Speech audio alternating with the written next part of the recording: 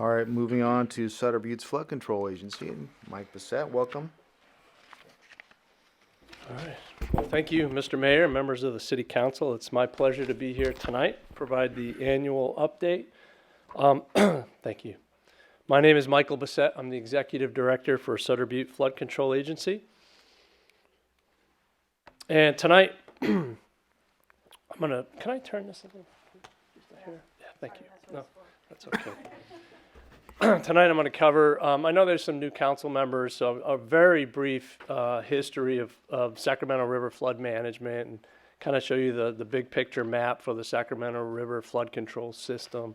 And then I'll get into details about Sutter Butte Flood Control Agency, our background, how the agency was formed, and then really dive into what projects we're working on, give you a good understanding of what we're working on and where we plan to be in the next couple of years.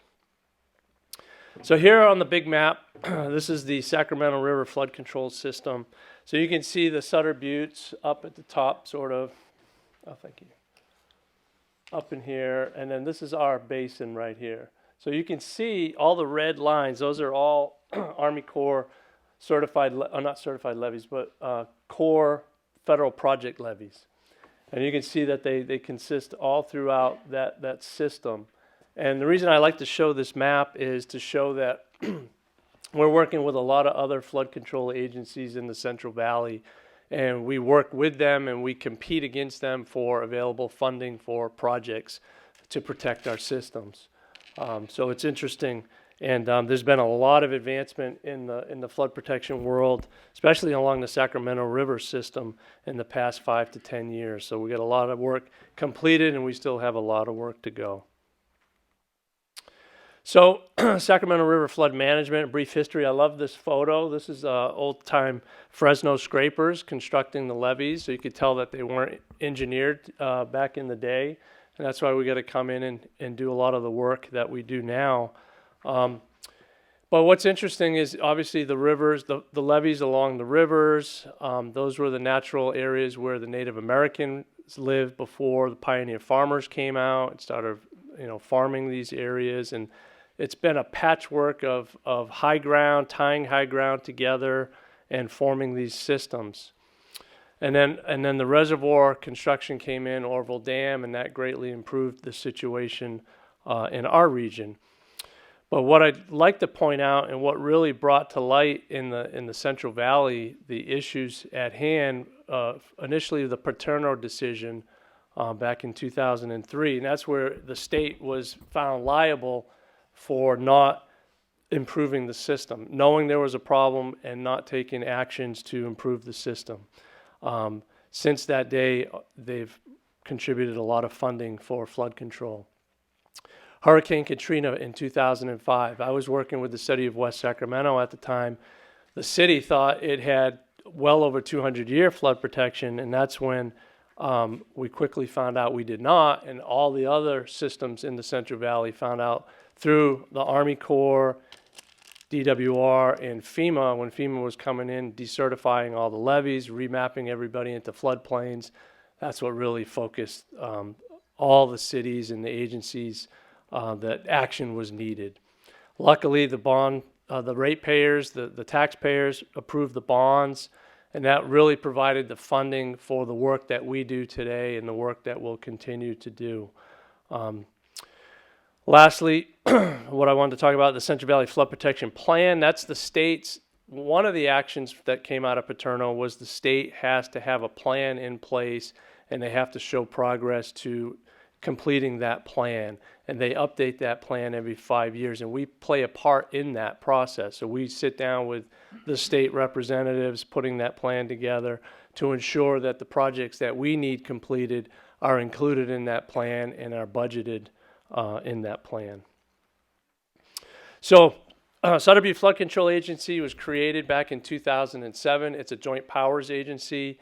So the two counties, Butte County, Sutter County, 4 cities, city of Yuba City, Live Oak, Gridley, and Biggs, all formed that joint powers agency along with Levee District 1 and Levee District 9. So all of those entities came together, formed a joint powers agency, and really started this process of moving forward for levee improvements.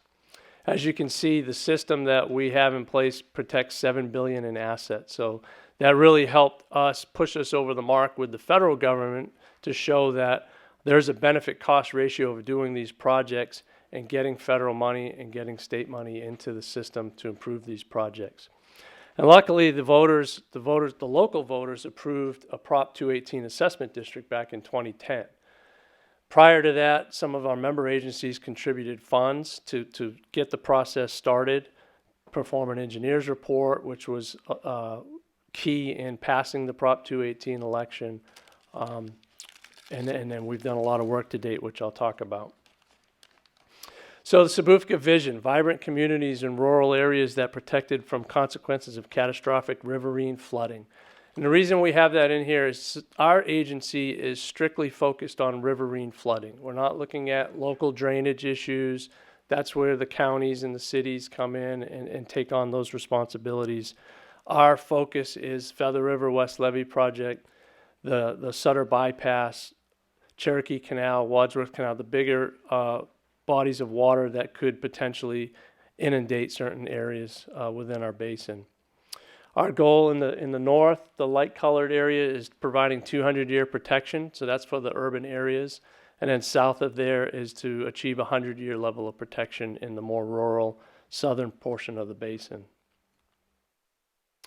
So our program approach has been, since we were formed, was that Sutter Butte Flood Control Agency would take the lead for initiating projects. So we would be the lead pushing our state and federal partners to advance our goal. And our initial goal was to partner with the state using our local match money, using state money through Props 1E and 84, and pulling all that money together and advancing the projects, while at the same time working with the Army Corps, which has a much more slow and methodical process, so that we could get levee improvements in the ground prior to when the federal government could catch up. SBFCA board has passed a strategic plan initially in 2016, and we've updated that plan in 2018. It's a living document, so we'll continue to update it as projects are completed, new projects are taken on, or new visions by the board are articulated in that document. Our organization is very small, so we have an executive director, myself. We have an administrative analyst, Terry Yaney, who works a lot with city staff. And then we have basically our consultant pool. We have Chris Fritz here tonight. Chris is stepping in and acting in my previous role as director of engineering. And then we have a few others. But we ramp up and down based on the workload. And obviously, we have a lot of consultants working under this org chart here. So we have civil engineers and real estate acquisition people and attorneys, and environmental scientists. So we have everybody that is needed to pull these projects together. So here's some of the projects. This is basically what I spend all my time on, and Chris and our team. So Feather River West Levee Project is mostly completed. So we've performed the majority of the levee improvements to date. We have some small projects ongoing. We have a project here in Yuba City on Live Oak Boulevard right at the railroad tracks. It's under construction right now, I'm pleased to say. And we have a couple of other minor sort of cleanup issues that we have to take care of before we can fully certify the system. So we're in that process right now. We have the Orville Wildlife Area flood stage reduction project. So that's way up here in the north area, that purple. And that project was added on as part of the Feather River West Levee project when we had to go back in and compete for additional state funding. And they changed the rules to compete for that funding. We had to have more ecosystem enhancements and environmental restoration type works in order to achieve a high bar and compete for those funds. And that project pushed us over the top. And it does have a flood stage reduction component to it. So it has many facets to it. And it's actually been in construction for 2 years now, and we have one more year to go. But it's a great project. It's a great area to walk around in, and it's just underneath the Thermalito Afterbay. So I encourage anybody to go out there. There's a lot of hunting and fishing activities that take place in that area. We had the Yuba City Emergency Levee Repair Project. So as part of the Orville Dam spillway situation that happened in 2017, we found we had 3 miles here in Yuba City that had been completed by the Army Corps, levee improvements completed by the Corps, that we were still wrestling with ourselves, our team, to be able to certify those 3 miles because they didn't have record drawings. We didn't feel the wall was adequately constructed based on what little information we were able to find.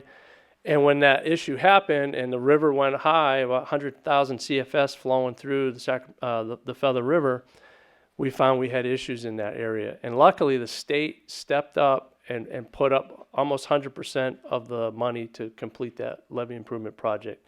So we completed that project along with the Laurel Avenue critical repair project. And we also had other additional 2017 flood fighting activities that took place. So 2017 was a milestone year for this agency. There were a lot of downsides, but the upside is much more now that we have those projects completed. Our state and federal partners also they've been doing a lot of work in our basin. So the State Department of Water Resources, they performed some flood fighting in 2017. They put up the money for our repair here in Yuba City. The Army Corps is initiating what they call federal Public Law 8499 projects. Those are public repair rehab projects after emergencies. They completed one erosion repair, and we have 2 additional projects that will be constructed next year. So we're working very closely with the Army Corps on those projects, and they're south of Yuba City. So one's near Abbott Lake, it's an erosion repair, and one is an actual levee improvement project south of Laurel Avenue all the way to Highway 99. So that'll be in construction next year. And then lastly on this slide is the Federal Sutter Basin Flood Risk Management Project. That's the component of that right now in construction is from Cypress to Tudor roads down in South Yuba City, or south of Yuba City. And that project's in construction now, so they're just wrapping up year 1 construction, and year 2 will take place next year, and it'll complete those 5 miles of levee improvements. So this is the famous cartoon that we always show, but this kind of shows you what we do. So it's the cutoff wall right through the center of the levee. Basically, the issues we have with the levees, it's not a height issue, it's not a levee overtopping issue, it's a through seepage and under seepage issue. And that's what we've been correcting since 2013 was our first year in construction. So we degrade the levee about 1/3, and we construct a slurry wall down to the clay layer, an aquiclude layer, and that prevents that. It provides an impervious barrier from when the river gets high and all that energy of water wants to flow either through or under the levee. It blocks that. So we have the famous picture from 1955, the unfortunate flooding here that happened in Yuba City, and it just shows how important these projects are. So a real summary of the Feather River West Levee project. It's a very large project. Once all is said and done, it'll be about $300 million. And so the locals we're paying about 24% of that, and the state is paying the remainder of that. Federal government will get credit from those investments. Unfortunately, Sutter Butte Flood Control Agency, we won't have any more project here in the basin that the Corps could apply that credit to. So we're looking at other opportunities of possibly sort of selling that credit to other flood control agencies in the area. And the state will take their credit and move it into other basins as they see fit. What I wanted to highlight here, 35 miles of Feather River West Levee project was completed, plus the additional 3 miles in Yuba City and the 1 mile at Laurel Avenue. So that's what construction's been taking place from 2013, basically through 2017. 2018 and till now is more cleanup work, completing all the small little gap projects and wrapping up all of the necessary paperwork so we can eventually certify that project. So here's the slurry wall construction from what we call a conventional method. So on the left is the long stick excavator. Those can go down and construct a wall about 85, 90 some odd feet in depth. Once you get beyond that, you have to switch over to another method, which is called deep soil mixing method. Back in 2013, we had 3 of these rigs out at Shanghai Bend, working 24 hours a day, 7 days a week. That unfortunately we started that year late in the season. We didn't get all our Army Corps permits until July, which is very late because you have to finish up by end of October. And but we got it all done. It was 1.5 miles that year, and then beyond that, we were doing well over 10 miles a year. So a lot of construction took place. So here's the Sutter Basin Flood Risk Management, the federal, what we call the federal project. So essentially, the federal government authorized our entire project, but they didn't catch up till just recently. So there was only 5 miles left to construct, and the Army Corps took the lead on constructing those 5 miles. Like I said, they're finishing up this year, year 1 construction. They'll have the levee restored by the end of this month. They'll be wrapping up some work in November, calling it quits for the winter, coming back in early next year to start up on year 2 construction. There's things that they can do prior to April 15th when they can't degrade levees until that time, but there's other work that can be done. At the end of the day, and the last bullet is that project needs to be certified by somebody. The Army Corps does not certify levees anymore. They won't do that. So the locals have to take that on. So our team designed these 5 miles. We're out there during construction, and we'll be the ones certifying that project at the end of the day. So we're playing a big role in it. We're just not actively managing it with boots on the ground like the Corps is. Here's the Orville Wildlife Area Flood Stage Reduction Project. So the little red area up at the north, that's we constructed a weir. So when the Feather River gets to a certain stage, it'll start draining itself into this entire basin. And then we have an outlet at the bottom. So it'll reduce flood stage in this area of the Feather River, which is critical because on the other side is Thermalito Afterbay, and they have a relief well system. So that was one of the other components where we were able to achieve a lot of points to get our funding for this project and the rest of the levee improvements. That project at the end of the day is going to be $19 million. The flood stage component of it is about a little over $4 million, and the rest is all grant money. It's 100% grant money that we've applied for, and we were able to receive those grants, and we're applying that into this project. So it's a really good project if you ever want to get up there and walk around and see what's going on. It's a great recreational area. Whoops. Okay, my last slide. So additional activities that the agency is working on. So the first bullet is a small communities grant. So we received 2 grants from DWR, each about $500,000. And what we're doing with those grants, it's for small communities. So Sutter, the town of Sutter, and then the town of Tudor, which is in the south part of our basin. We qualified those areas as small communities. So we're looking at we're doing feasibility studies. What levee improvements are needed? What type of flood protection improvements are needed to protect those areas? Bottom line is both of those studies are showing we need repairs along the Sutter bypass. So that's what we're going to be focusing a lot of our efforts on, working with DWR to bring in money to start doing critical repairs. They know they have to do work there, and like I said earlier with the Paterno decision, now that you know there's a problem, you have to do something about it. They invested in these feasibility studies. Now we're going to be going for a second rounds of funding to start designing and permitting and getting into construction on those projects. The other bullet, FEMA reimbursement coordination. Back, like I said, the 2017 damages, we applied for FEMA reimbursements. We were successful in getting some, and we're just closing out that process. It takes a long time to work with FEMA on that. Resource conservation investment strategy. We're partnering with a lot of other flood control agencies, levee districts in the region to look at ways to minimize environmental mitigation impacts on projects. This is a way to minimize giant garter snake impacts. We've spent millions of dollars in mitigation for giant garter snake on the Feather River West Levee project. So we're looking at ways to reduce that.